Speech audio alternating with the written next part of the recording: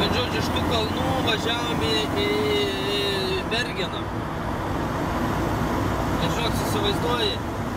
Įvažiuoji į tunelį. Tunelis yra gal, kelias yra gal čiut platesnis negu tas vieno eilė. Ir tu turi prasilenkti. Ir įvažiuoji, jokio apšvietimo nieko nėra, tai vien žodžiu juoda. Įvažiuoji šviesų susigeria į sienas. Bet žinokis, mes su vaiku važiavom, žinai, vaikas buvo neringa, tai net vaikas įsigantų, žinokis.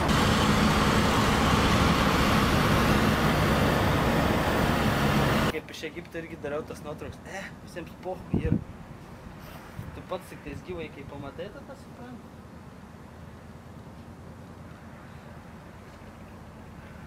Biškai pafilmuoti.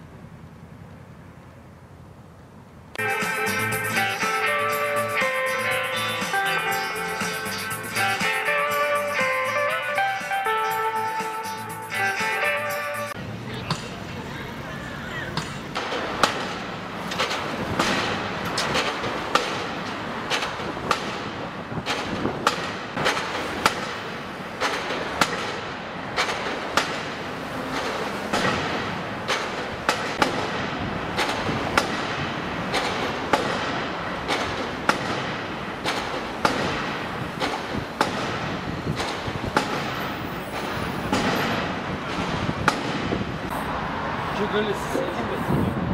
Čia būtų reikia susiskybėti.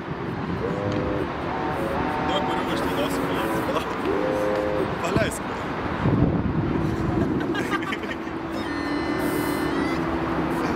Prikolas.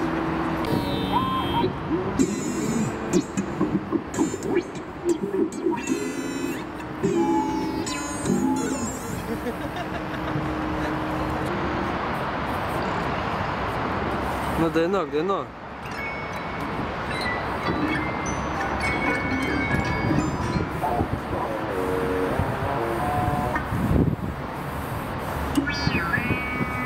Štai kažkas įspūdingo būtų. A, tik žinai, kas čia yra įdomiai?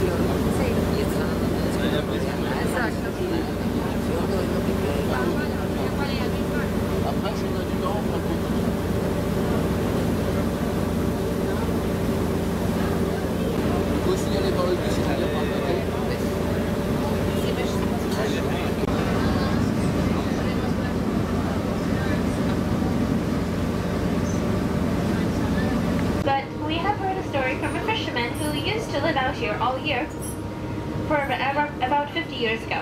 And he has told us about the trouble that they would have sometimes to buy food in the wintertime.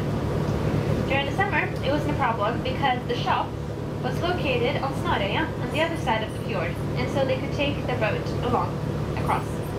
But during the wintertime, it became more dangerous because the fjord here would ice, but the ice would always be so thick, so there was danger of falling through it.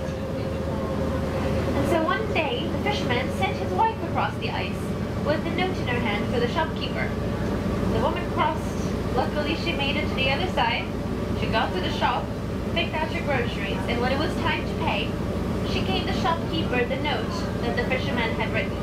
And on it, the fisherman had said, "I am not sending you any money today because the ice is too unsafe."